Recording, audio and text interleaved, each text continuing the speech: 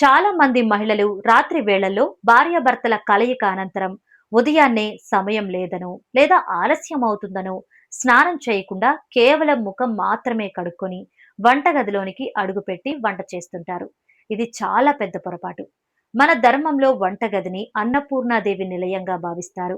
ఆహార శుద్ధౌ సత్వశుద్ధి అనే శ్లోకం ప్రకారం మనం తీసుకునే భోజన పవిత్రతను బట్టే మన మనసులోని ఆలోచనలు, మానసిక స్థితి నిర్దేశించబడతాయి. శారీరక స్నానం చేయకుండా వంట చేయటం వల్ల ఆ పదార్థాలలోకి ప్రతికూల శక్తి ప్రవేశిస్తుంది.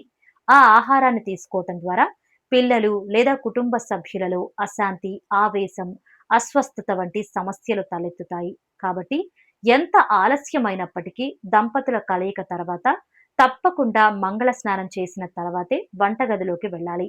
ఈ వీడియో మీకు నచ్చితే లైక్ చేసి, కమెంట్ చేసి, మీ ఫ్రెండ్స్ అండ్ ఫ్యామిలీకి షేర్ చేసి మా ఛానల్‌ని ఫాలో అవ్వండి.